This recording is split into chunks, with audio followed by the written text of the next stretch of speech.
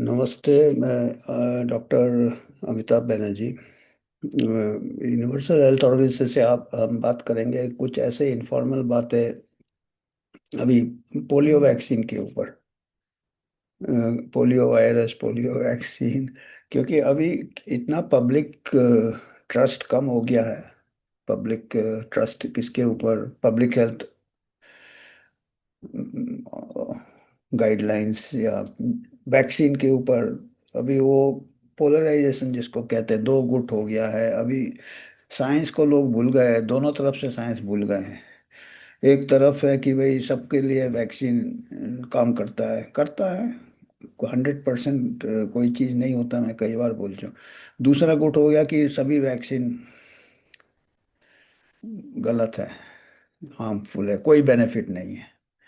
वो भी साइंस नहीं है, वो भी अंधभक्त। एक में अंधभक्ति है वैक्सीन के ऊपर, जैसे कोई अंधभक्ति होता है कोई ताबीज के ऊपर। और दूसरा है कि ये सब नॉन बिलीवर कि सब वैक्सीन फ्रॉड है, सब ये। ऐसा नहीं है। पोलियो के ऊपर इसलिए मैं सोचा कि मैं अभी एक सुन रहा था किसी को। अभी वो एंटी वैक्सर इतने स्ट्रांग होते हैं, इतने एक्सट्रीम में जाते हैं, बोलते वायरस बोल के कोई चीज़ है ही नहीं। तो ये भी गलत है। तो बहुत एडवांस कर गए हम, कितने पीछे ले जाएंगे ऐसे कुछ बिलीफ रखेंगे तो। बड़े बड़े होते हैं आउटलायर साइंटिस्ट, कहीं वेस्टर्न में भी एक आध कोई बोलेगा वायरस नहीं है, उसी को हम पकड़ लेंगे। वायरस तो है। यहाँ की तक कि जिसने पोलियो वायरस को आइडेंटिफाई किया था उसको नोबेल प्राइज मिला था। और जिन्होंने वैक्सीन बनाया था पोलियो का उनको नोबेल प्राइज नहीं मिला था। देखिए, ये बहुत इंपॉर्टेंट है। आजकल उल्टा हो रहा है, आजकल जो कमर्शियल स्केल अप करेगा उसको प्राइज मिल जाता है, जो फोकट में काम करेगा उसको प्राइज नहीं मिलता है। तो जो दोनों जो वैक्सीन डेवलप हुए थे, दो टाइप के वैक्सीन डेवलप हुए थे। एक हुआ था साबिन वैक्सीन, साबिन थे, एक साइंटिस्ट साबिन थे, दूसरे सॉल्क थे। एक इंजेक्टेबल था जो इंजेक्शन देते थे, जो कि किल्ड किल्ड वायरस होता है, जिसको वायरस को मतलब उसका खाली एंटीजन इस्तेमाल होता और वो बॉडी में इंजेक्ट करते, बॉडी एंटीबॉडी बनाता। दूसरा जो सैबिन वैक्सीन था, वो ओरल पोलियो, जो पोलियो ड्रॉप्स देते थे, वो लाइव वायरस होता था, जिंदा वायरस। उसको थोड़ा हल्का कर देते थे, एट्यूनेटेड जिसको कहते हैं। तीन स्ट्रेन होते थे, टाइप होते थे, टाइप 1 2 3। पर वो जिंदा होने से क्या होता था, कई बार लार्ज लोगों को, काफ़ी लोगों को, बच्चे को देते थे, ओरल ड्रॉप्स थे वो। उसके दो ये थे कि एक इजी क्या था कि उसमें इंजेक्शन देने की जरूरत नहीं है, ड्रॉप। दूसरे उसके कमजोरियां क्या थे कि उसके लिए बहुत नाजुक होता था, क्योंकि लाइव वायरस है तो उसके लिए काफ़ी कोल्ड चेन वगैरह रखना पड़ता था, रेफ्रिजरेटर, डीप फ्रीजर। और उसका अगर थोड़ा भी क्वालिटी कंट्रोल में कमी हो जाता था, या कई बार ऐसे भी, कई बार वो जो पर्टिकुलरली जो टाइप 2 होता था वो रिवर्ट कर जाता था। अपना लाइव वायरस था, हालांकि उसको उसका पावर कम करके वैक्सीन बनाते थे, पर वो पावर कई बार वो रिगेन कर लेता था और विरुलेंट हो जाता था। तो उसको कहते हैं वैक्सीन एट्रीब्यूटेड पोलियो। वैक्सीन से पोलियो भी हो सकता था, रेयर केसेस होते थे, पर अभी आजकल वो ज़्यादा होने लगे क्योंकि आजकल पोलियो नहीं दिखाई देता है। तो कंपैरिजन होता है हर चीज़ का। पोलियो बहुत कॉमन था, इसमें कोई दो मत नहीं है। आप लोग अभी के जनरेशन ने देखे नहीं होंगे जो लोग बोलते हैं कि पोलियो बोल के कोई चीज़ नहीं है, वैक्सीन बोल के कोई चीज़ नहीं है, वायरस बोल के कोई चीज़ नहीं है, ऐसे बोलते हैं। और यहाँ तक मैं सुन रहा था कि वो कह रहे थे, वो बड़े पूरे विश्वास के साथ कह रहे थे कि जो पैरालिसिस होता था पोलियो का, वो वायरस से नहीं होता था, वो लेड से होता था, आर्सेनिक से होता था, पेस्टिसाइड से होता था। ऐसा नहीं है। पेस्टिसाइड तो अभी इस्तेमाल होना चालू हुआ, मान लीजिए अभी भी इंक्रीज हुआ। लेड वेड जो भी दूषित मानते हैं, वातावरण में काफी कुछ पोल्यूशन आ रहा है, पर बढ़ रहा है। पर आज से 50 साल पहले, 100 साल पहले नहीं था इतना इस्तेमाल, पर उस टाइम पोलियो सबसे ज्यादा था। तो अगर वो पेस्टिसाइड से होता तो उस टाइम क्यों ज्यादा था, जब पेस्टिसाइड का इस्तेमाल ग्रीन रेवोल्यूशन के पहले। आप हमारे, मेरा उम्र अभी 70 के ऊपर है, 72। मेरे साथ के कई बच्चे होते थे आज से 70 साल पहले या 60 साल पहले। हर क्लास में एक बच्चा, दो बच्चा, तीन बच्चा पोलियो का होता था। काफी कॉमन था पोलियो। आजकल नहीं मिलता देखने में। तो फर्क पड़ा है क्या? ओरल पोलियो वैक्सीन से भी फायदा हुआ है, अभी इंजेक्टेबल से भी फायदा हुआ है। और अभी क्या होता है कि वैक्सीन के दुष्प्रभाव नजर आ जाएंगे। अब पोलियो दिखता नहीं है, पर अगर एक भी केस वैक्सीन से हो जाए, और लाइव वैक्सीन से होता है, जो ड्रॉप्स रहते हैं, किल्ड वैक्सीन से नहीं होता है। तो इसीलिए अभी धीरे धीरे लाइव ओरल ड्रॉप्स धीरे धीरे फेज आउट कर रहे हैं, वापस इंजेक्टेबल में आ रहे हैं। तो इसमें ये ये इम्पोर्टेंट है। और कोई भी चीज का थोड़ा बहुत दुष्प्रभाव हो जाता है।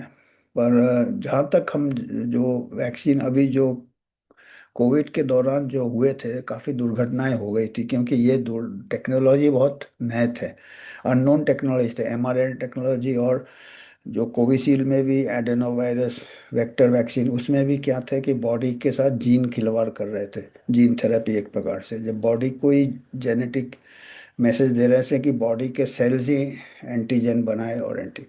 पर जो कन्वेंशनल वैक्सीन है, जैसे हमने कहा पोलियो वैक्सीन, उसमें ओरल पोलियो में थोड़ा लाइव वायरस होता था, तो उसका थोड़ा खतरा रहता है। तो उसमें पर जाने बचाई क्या, पैरालिसिस काफ़ी बचा, जाने भी जाती थी पोलियो से कई बार। ये मसल्स जो सांस लेने के मसल्स को भी अगर इफेक्ट हो जाते थे, ये हो जाते तो जाने जाती थी। हालांकि पोलियो में कई लोग इन्फेक्शन बहुत फैल जाता था, हजारों बच्चों को फैल जाता था, एक आध को फीवर, एक आध को पैरालिसिस होता था, 1 आउट ऑफ 100, 1 आउट ऑफ 1000। तो सब क्लिनिकल इन्फेक्शन फैल जाता था, ये बात है। पर पैरालिसिस लाइफ लॉन्ग डिसेबिलिटी होता था। हमारे क्रिकेटर को भी था, चंद्रशेखर को भी पोलियो अफेक्टेड था। आजकल आपको देखने नहीं मिलता है। स्मॉल पॉक्स भी वैक्सीन से इरेडिकेट हुआ है। दाग नजर आते थे, आजकल नहीं देखने मिलता है। तो ये कहना गलत होगा कि वैक्सीन, सभी वैक्सीन में फ्रॉड है। वैक्सीन में फ्रॉड नहीं है। जो बनाए थे, मैं कह रहा हूँ, जो जो दोनों जो थे, सैबिन ने ओरल पोलियो वैक्सीन बनाया था, साल्क ने इंजेक्टेबल बनाया था। दोनों ने पेटेंट नहीं किया, ये आप ध्यान रखिए। साबिन ने कहा कि सन को पेटेंट नहीं कर सकते, क्या सूरज को आप पेटेंट करते हो? सबके लिए है। वो कहते हैं कि हमने जो बनाए हैं ह्यूमैनिटी के भले के लिए है, हम उसको पेटेंट नहीं करेंगे। सॉल्क ने भी उनके भी कुछ ऐसे विचार थे। तो उनको, ये बड़े ऑनेस्ट साइंटिस्ट थे, बड़े सिंसियर साइंटिस्ट थे, इनको नोबेल प्राइज भी नहीं मिला। आजकल सब होता है, आजकल तो नोबेल प्राइज की भी मिल जाता है। देखा अपने mRNA वाले को कितना जल्दी मिल गया, क्योंकि आजकल कमर्शियल स्केल अप के ऊपर रहता है। ओ, सैबिन और सॉल्ट ने अपना पेटेंट नहीं किया था, बाद में दूसरे मैन्युफैक्चरर ने इससे प्रॉफिट बनाए। ओरिजिनल साइंटिस्ट ने एक पैसा नहीं लिया। यहाँ तक एस्टिमेट है कि ये सैबिन का, मैंने देखा, ये अगर पेटेंट करते सैबिन, तो $7 बिलियन उनके उस जमाने के, 55 54 ऐसे उस टाइम किया था, सिक्सटीज में शायद, 50 60 के बीच में। मैं मोटे तौर पे बोल रहा हूँ मैं, जैसे जो जो मेरे को थोड़ा रिकॉल है। तो $7 बिलियन उनको मिलता पेटेंट करते तो वो एक्चुअल इससे किए थे वो। तो अभी ये बदनाम हो रहे हैं कि अभी जो कोविड वैक्सीन के जो हादसे हुए हैं, हादसे हो रहे हैं, और जो पब्लिक अथॉरिटीज इसको छुपा रहे हैं, ना इनकार कर रहे हैं, उससे क्या हो रहा है कि दूसरे जो वैक्सीन है उनके भी बदनाम हो रहे हैं।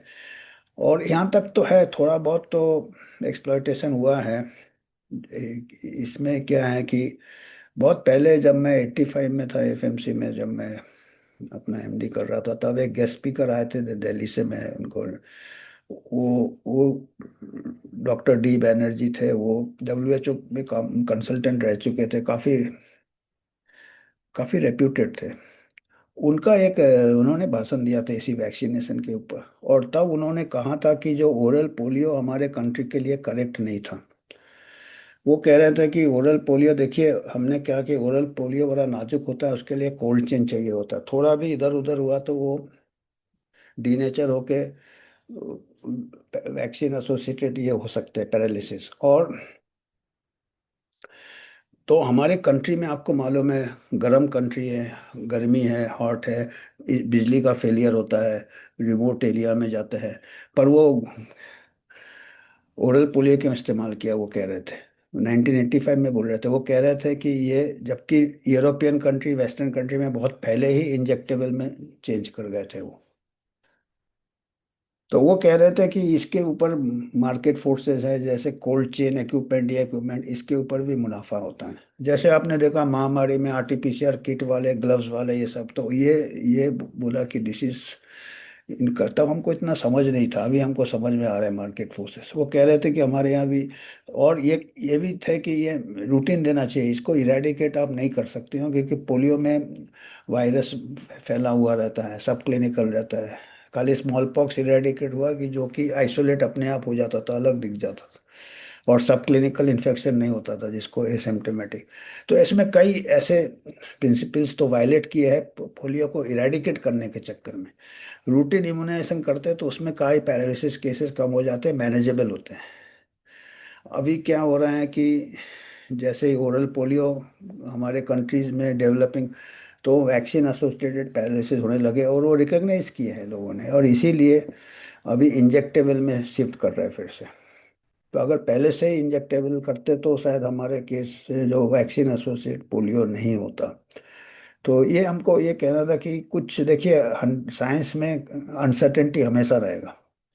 हम कोई एक ये ले ले कि वैक्सीन हमको देना ही नहीं है, तो वो भी गलत है। अभी हमने देखे नहीं है ना, पहले जो होते थे पोलियो केसेस, आप देख लो, फोटो देख लो, कितने पोलियो मिलेंगे।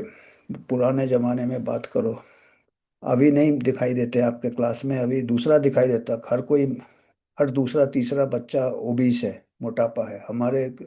हम जब स्कूल में पढ़ते थे बेचारे, एक दो, हर क्लास में एक दो बच्चे पोलियो अफेक्टेड होते थे, और ओबिसिटी वाला पूरे स्कूल में शायद एक आध दिखता था। पर आजकल हर क्लास में, तो ये चेंज हो रहे हैं। और वैक्सीन से फायदे बहुत हुए हैं इसमें।